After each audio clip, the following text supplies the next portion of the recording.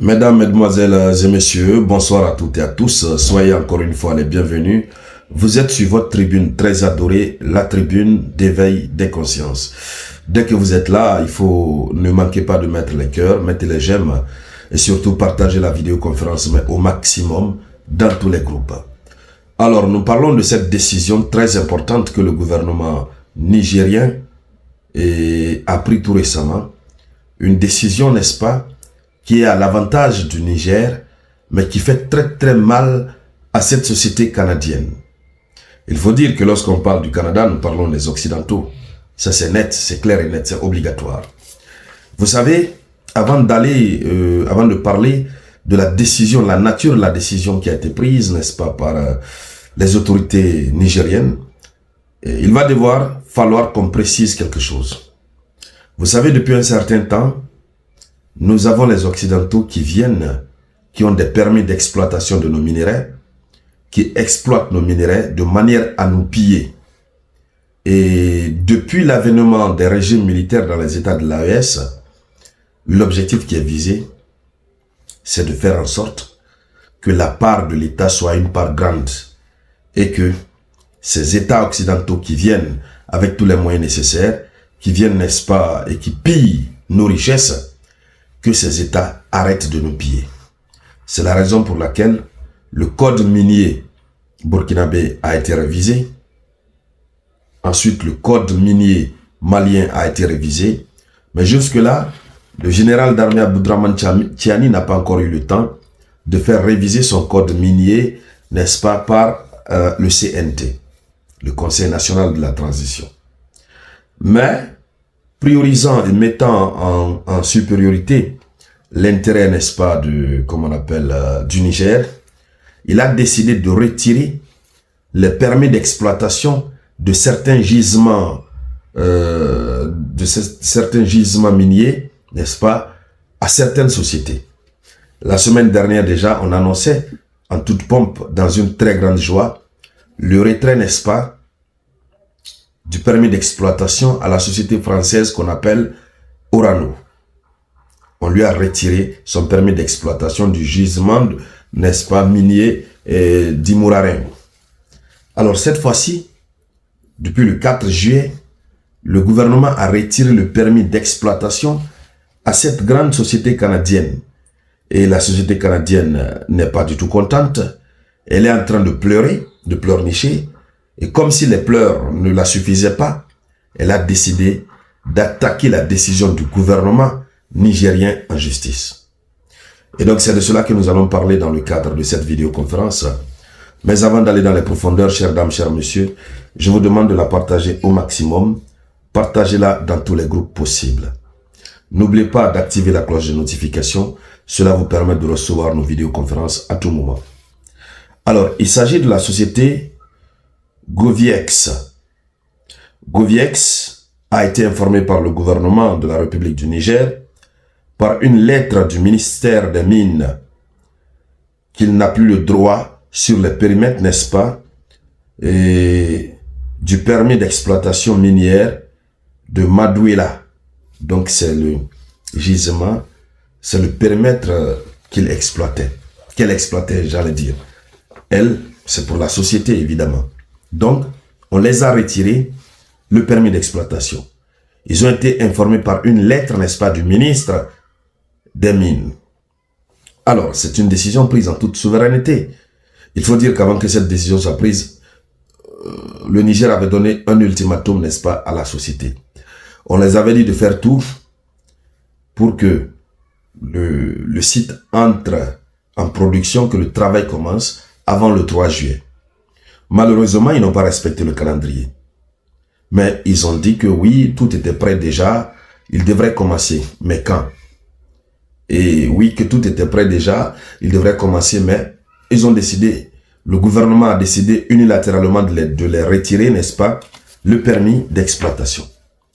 Alors, qu'est-ce que cette société dit? Goviex, c'est son nom. La société dit qu'elle déplore la décision de lui retirer, n'est-ce pas, ses droits. On dirait que nos sols sont pour eux. Nos sols sont pour nous. Oui, on peut se référer au code minier pour appliquer la règle juridiquement parlant, mais lorsqu'il s'agit de l'intérêt supérieur de la nation, le ministère peut prendre une décision. On s'en fout de ça. On s'en fout de ça. Et ce qu'il faut dire, c'est que chez eux, en Occident, lorsque c'est une société africaine qui exploite quelque chose chez eux, à tout moment, ils sont prêts, ils vont violer la loi sans problème et personne n'aura rien à dire. Et quand vous voulez parler, on dit oui, mais c'est une décision souveraine. Et vous n'avez vraiment rien à dire. Vous constatez que, évidemment, c'est une violation flagrante de la loi, mais vous ne pouvez rien dire. Donc, lorsque le Niger prend une telle décision, ça leur fait mal. Et ce qui est ridicule dans ça, ils n'ont rien compris encore. Qu'est-ce qu'ils disent? Qu'ils vont attaquer la décision du ministère en justice. Oui, juridiquement, c'est possible. Oui, mais de façon panafricaine, c'est une foutaise. De façon panafricaine, c'est une foutaise. Je dis juridiquement, c'est possible. Oui, puisque je suis un professeur en faculté de droit. Mais écoutez, ce droit qui s'applique dans nos différents États, c'est le droit romano-germanique. C'est un droit qui nous a été importé, qui nous a été imposé. Et c'est ce droit-là que nous appliquons. D'accord? Et malgré tout, oui, il faut que le droit soit appliqué. On est tous d'accord.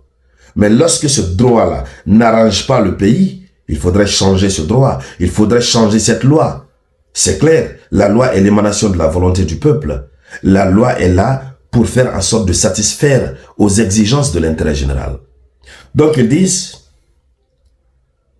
qu'elle déplore, la société dit qu'elle déplore cette décision de lui retirer ses droits, n'est-ce pas? Elle dit que cette décision n'a pas suivi la procédure dictée par le code minier.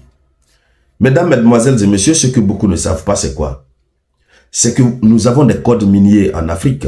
Dans les jours à venir, on va beaucoup parler de ça, on va aller dans beaucoup de détails. Nous avons beaucoup de codes miniers en Afrique dont les contenus sont des copier-coller. Les investisseurs arrivent. Ils vous disent, bon, nous on est habitués à telle règle dans tel pays. On est prêt à investir tel nombre de milliards de dollars. Si vous acceptez, vous allez modifier votre code minier. On va introduire les règles auxquelles nous sommes habitués de l'autre côté. Et puis on va investir ce montant-là. C'est en faveur, c'est pour vous. Ça va créer de l'emploi. C'est comme ça ils nous ont toujours berné, chères dames, chers messieurs. C'est comme ça ils ont toujours berné nos chefs d'État. Ils ont toujours accepté de façon aveuglée.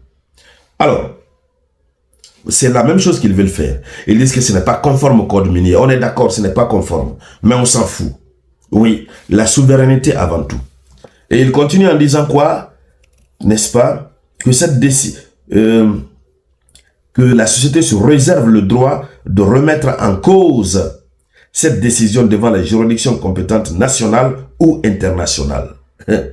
Devant les juridictions soit nationales ou internationales. Sur le plan national, si la société en question saisit les juridictions nigériennes, elle sait qu'elle va perdre d'office. C'est clair. Ça, c'est clair. Parce que la politique qui est actuellement en vigueur au Niger, c'est la protection du patrimoine national nigérien. C'est ça. Maintenant, ils veulent créer des ennuis au Niger, saisir une juridiction internationale. C'est ce qu'ils veulent faire pour créer plus d'ennuis au Niger. Quoi qu'il advienne, on va voir, ils n'ont qu'à saisir cette juridiction. Nous allons voir la juridiction se prononcer. Ce qui reste clair, jusqu'à nouvel ordre, on les a retiré le permis d'exploitation. Ce n'est pas le champ de cacao de leurs parents. C'est le champ de cacao de nos parents. Ces terres sont nos terres. Ce sont les terres africaines du Niger. Lorsque nous constatons que le contrat qui a été élaboré entre nous n'est pas à notre avantage, de façon unilatérale, l'État a le pouvoir de résilier ce contrat. C'est ce qu'eux ne savent pas. C'est de cela qu'il s'agit. Nous en parlerons en profondeur, nous reviendrons là-dessus. Merci encore une fois de partager au maximum cette vidéoconférence. Je vous reviens tout à l'heure avec de nouvelles actualités. C'était la voix de votre unique samouraï.